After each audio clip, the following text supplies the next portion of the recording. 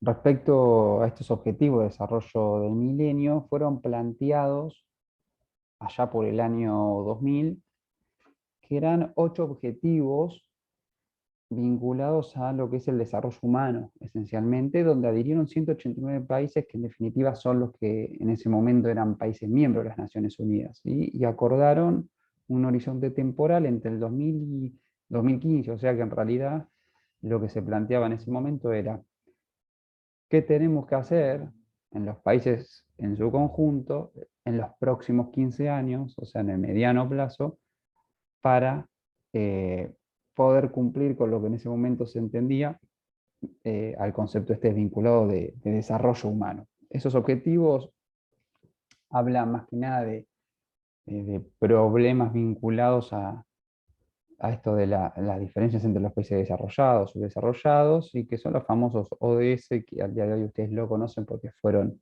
mutando y ayornándose a nuevas realidades y a horizontes temporales también diferentes. En 2002, después ya sea lo que es la conferencia de Río, Río más 10, porque acuérdense que en el 92 ya habíamos hablado de esto, que en realidad se hace en Sudáfrica, y ya para el 2012 se vuelve también a la conferencia de Río, en este caso más 20, que volvió a ser en Río de Janeiro, donde se volvieron a tratar un montón de temas vinculados a esto que veníamos conversando hace un ratito. Así que bueno, acá tienen algunos de los hitos que nosotros creemos que son súper relevantes para que ustedes lo vayan considerando y reflexionen fundamentalmente cómo afectan e inciden en la terminología que hoy en definitiva nosotros usamos y cómo vamos planificando estratégicamente muchas de las actividades que nos involucran, sobre todo desde el turismo. Ahora sí, nos vamos a meter más de lleno en lo que sería los inicios del concepto de la sostenibilidad y que tienen que ver en parte con lo que decíamos recién, que surge con esto de la primera conferencia de las Naciones Unidas, la de Estocolmo de 1972, vinculado al medio ambiente y desarrollo humano, pero tiene muchísima importancia en la segunda cumbre de la Tierra, esta es la de la conferencia de Río de Janeiro en 1992, porque ahí se pone de manifiesto y se hace una declaración y se arma incluso lo que se conoce hoy como la Agenda 21. Ya para finales del siglo XX empieza a pasar algo muy curioso, y es que eh, terminando la década de 1990, se hace muy, muy, muy popular el término de sostenibilidad. Y aparece en todos lados. Yo les decía al principio de esta clase, no se nos ocurre pensar la actividad turística sin hablar de sostenibilidad. No, tampoco, ahora que estamos en época de elecciones, van a ver que si no te lo nombran directamente, de alguna manera te lo dejan ver que la sostenibilidad es el camino a seguir por parte de los políticos en sus discursos. Entonces todos hablan de sustentabilidad, pero nadie sabe bien de qué se trata. Para la imagen ahí de Pepe Mujica, que de esto ha hablado mucho. Les recomiendo que busquen, al menos en YouTube, para los que no tienen tantas ganas o tiempo de leer. En YouTube hay un par de entrevistas que le hacen a él y él habla indirectamente de sostenibilidad, sustentabilidad y qué entiende él por eso y qué le pasaba a él en su rol de presidente cuando le tocaba viajar, por ejemplo, a los países llamados desarrollados, y ellos hablaban de ciertas cuestiones que él miraba de reojo diciendo, pero muchachos, ustedes vienen de papá a nuestras tierras y nos hacen esto y esto, que de sustentabilidad no tiene nada. Entonces, vamos a empezar a recorrer también esta idea de cómo se va modificando el concepto de sustentabilidad a lo largo del tiempo, pero sobre todo generar en nosotros la capacidad crítica para que a partir de ahora, cuando hablemos de esto, sepamos de lo que estamos hablando, hablemos terminológicamente de la manera que corresponde y podamos discutirle a cualquiera de otra disciplina qué significa esto, incluso a nuestros colegas del turismo o de la hotelería, para entender que hay un camino, digamos, que se puede recorrer y que no todo da lo mismo, no todo da lo mismo. Por eso cuando hablamos de desarrollo sustentable, eh, hay que tener en cuenta estas cuestiones que están viendo ustedes ahora en esta diapositiva. ¿Qué sería el desarrollo sustentable? Bueno, claramente este gráfico lo muestra, ¿no? Es el centro, es el corazón de todo esto. Fundamentalmente hay 3 pilares y le vamos a agregar un cuarto ahora. Bienestar social, desarrollo económico, integridad ecológica. O sea, no podemos hablar de desarrollo sustentable si no se da todo esto, pero de verdad que no se puede. Es ilógico, no tiene sentido, ningún sentido. O sea, nosotros no podemos decir, porque hay un desarrollo económico, alcancé la sustentabilidad. Y el bienestar social, vos preguntaste a la comunidad local si tenían ganas de poner unas termas en ese pueblo. En esa ciudad, vos preguntaste en ese lugar si tenían ganas de que lleguen una horda de turistas todos los veranos. Hay tantas cosas que tenemos que mirar y analizar. No, sí, pero más allá de que llegan un montón de turistas, mirá que nosotros cuidamos el recurso, no atacamos los médanos, eh, no construimos sobre la línea costera. Pero ¿quién te dijo que solamente la integridad ecológica es lo más importante? Al día de hoy, me pasó hace poco, vos ves lo- los discursos políticos de los políticos que están en la costa argentina y siguen planteando como éxito, y esto es increíble, que su gestión ha sido exitosa porque lograron que vaya más gente en los veranos. Y son los que manejan los hilos de esos lugares. Estamos complicados, estamos complicados. Entonces, eh, todo esto hace que el desarrollo sustentable sea pensado de múltiples lugares. Lo social, lo económico, lo ecológico, lo cultural, que entra dentro de lo social, pero quiero resaltarlo. Y fundamentalmente también lo político. Acá, chicas, chicos, no podemos dejar de lado lo político. O sea, es una cuarta dimensión de la que habla Guimaraes, que lo leyeron y lo van a tener que volver a leer, que no lo podemos dejar de lado. Porque esto está todo bien, pero si no hay voluntad, digamos, política, no se puede hacer nada. De hecho, vengo hablando de una evolución de hitos históricos en los últimos 40 años o 50, si ustedes quieren, donde son todos sucesos motivados por la política, o que nacen desde la política, con mejores y peores intenciones, pero que nacen desde ahí. Entonces, no puede no ser una dimensión dentro de la sustentabilidad. Definitivamente no podemos dejarlo de lado. Y entonces esta sustentabilidad tiene que ver con el ambiente, lo social, lo cultural y lo político. Lo ambiental vinculado fundamentalmente al acceso y uso de los recursos. O sea, preservemos todo lo que hace la biodiversidad, no solamente lo que es único de un lugar, todo lo que hace la biodiversidad. Eso que, viste, cuando vas en el auto en la ruta, viajando por provincia de Buenos Aires, y lo único que ves es pastizal y pastizal y pastizal. ¿Y qué es lo que te sale de adentro? No hay nada acá. ¿Qué hay? Pastizal. No hay nada, porque nosotros asociamos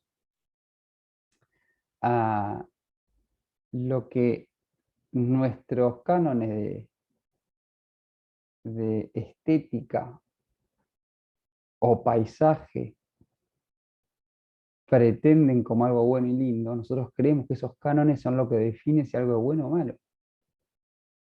Pero al animal poco le importa, digamos, si es un pastizal o, son eso, o tienen el verde y el color de las hojas. Al contrario, lo que quieren es el pastizal porque de eso se alimentan, como ese animal se alimenta de ahí, después hay una cadena que ustedes ya la conocen. Entonces, respetemos toda la biodiversidad y no solamente lo que estéticamente cumple con ciertos cánones a los que estamos acostumbrados.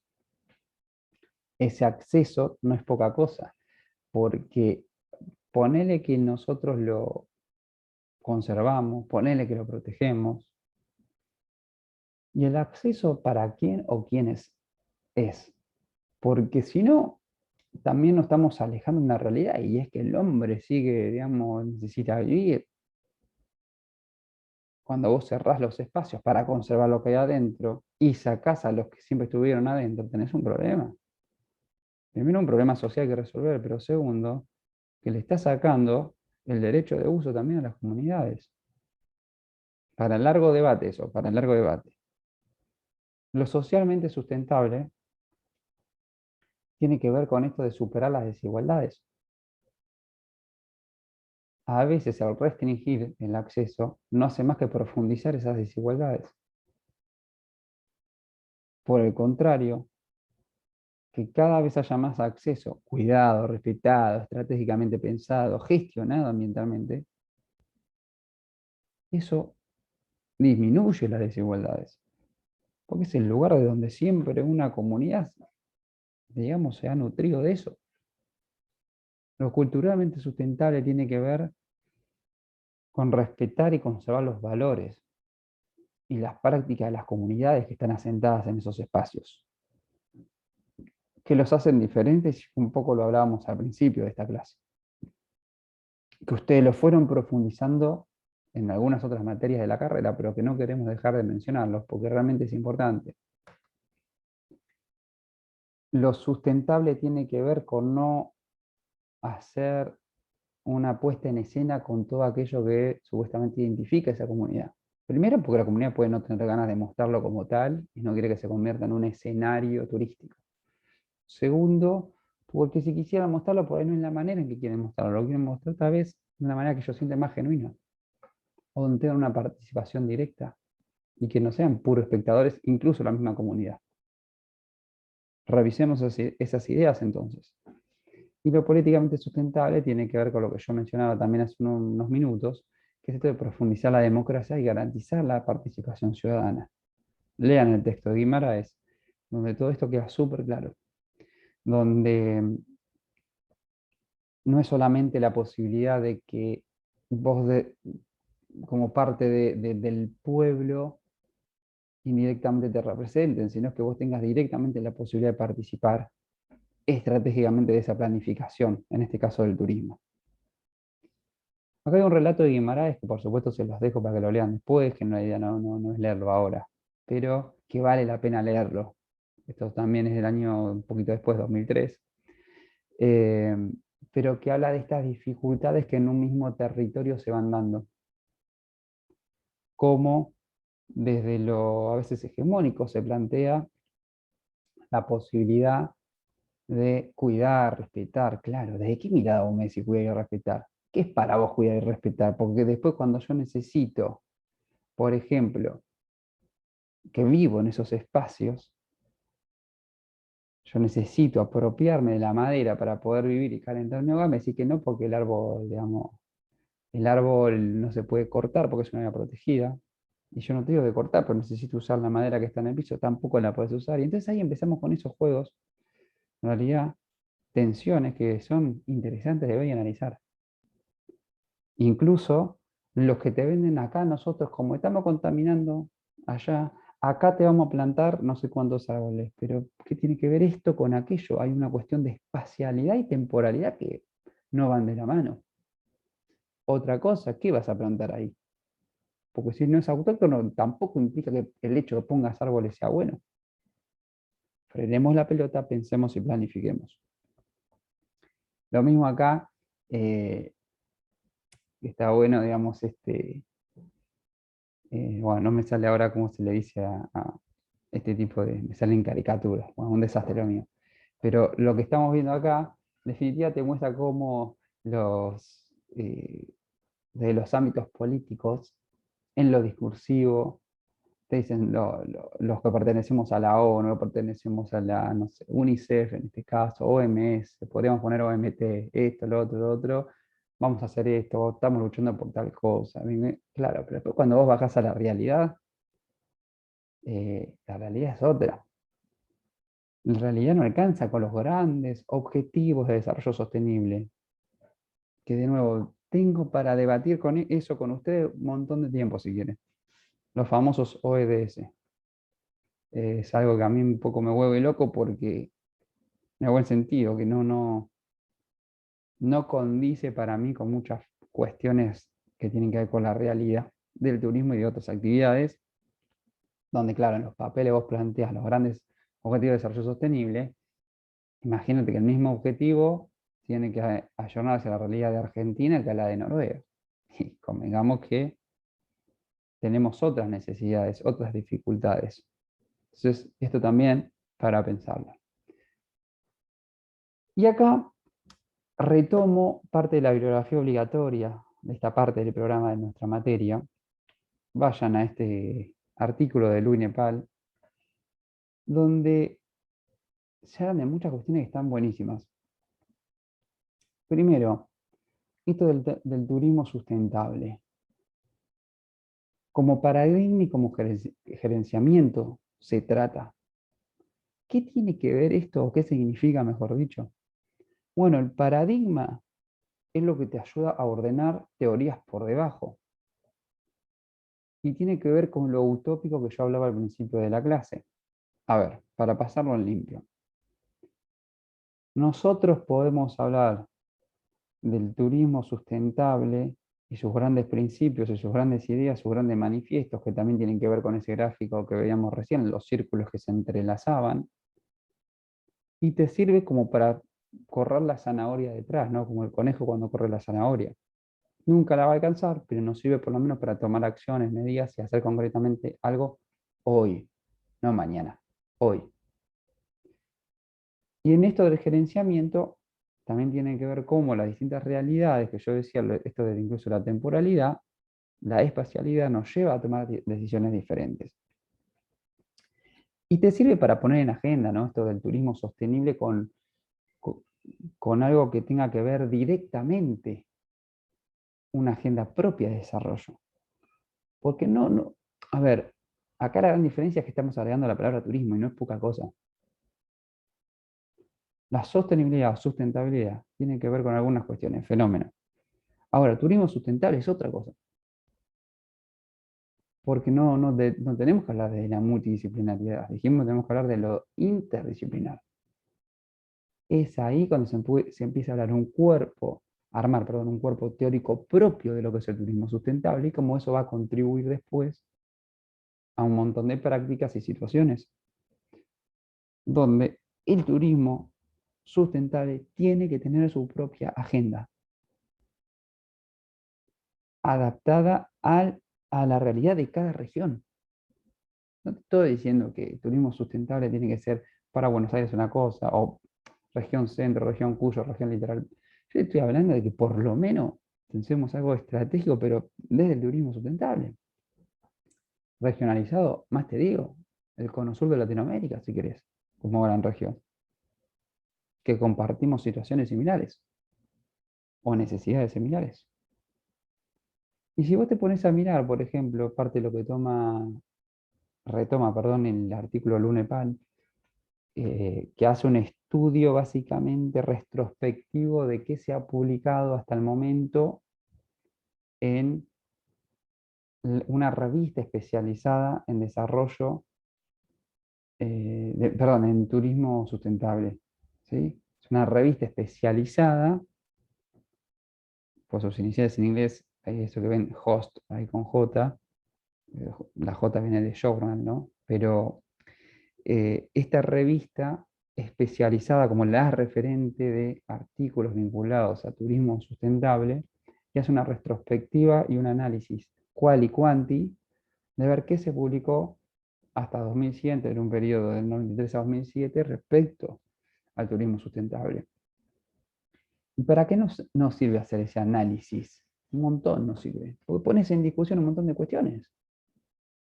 Fíjate que el 26% de los trabajos que se escribieron en ese periodo de tiempo, que se publicaron en esa revista, tienen que ver con destinos y productos. O sea que lo empírico está por encima de todo.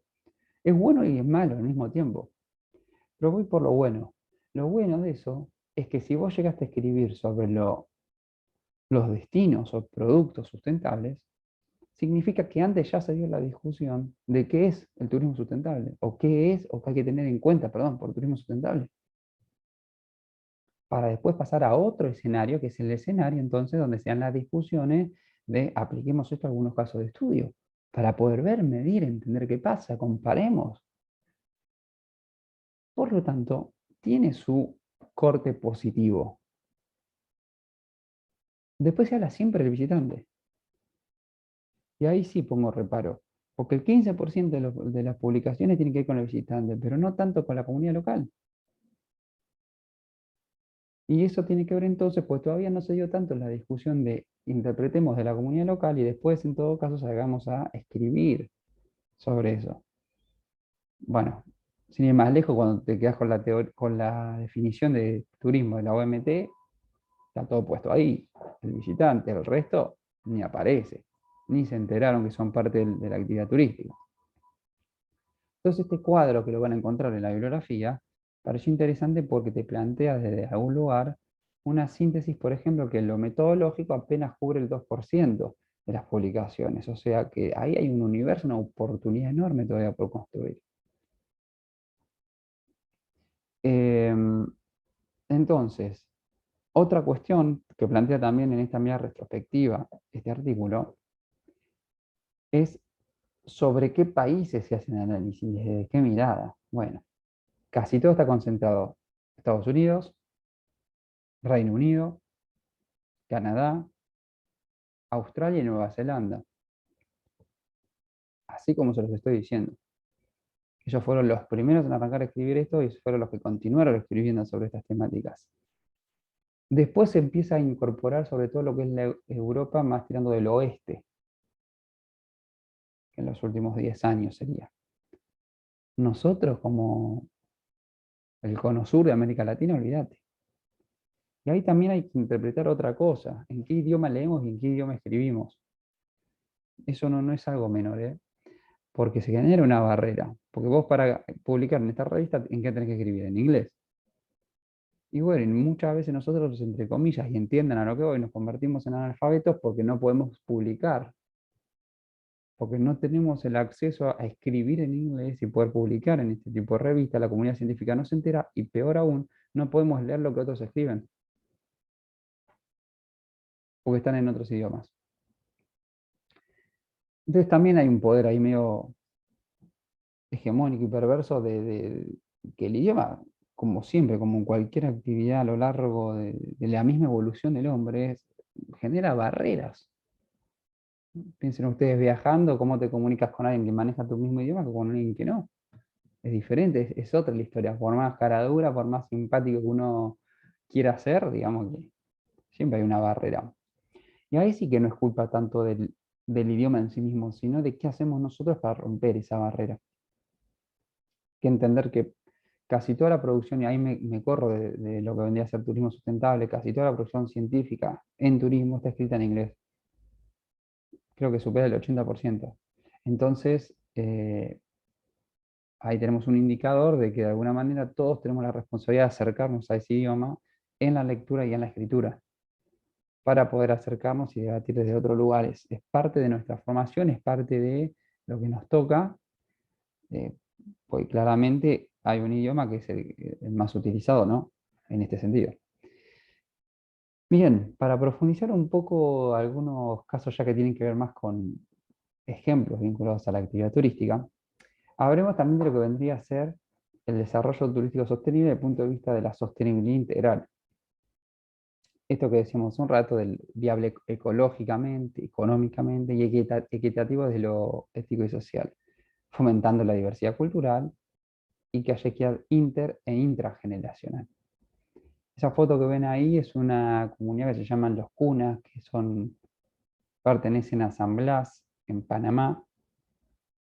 Eh, y ahí se da un hecho curioso, no quiero extenderme mucho en esto, pero como ejemplo y bajada a tierra me parece que está bueno, búsquenlo después, busquen el caso. San Blas, la comunidad Cuna, con K, en Panamá, no se van a ir a San Blas de México, esto es otro país, em, donde se autogestiona el desarrollo turístico de unas islas que son realmente paradisíacas, son islas casi únicas en sus atractivos naturales,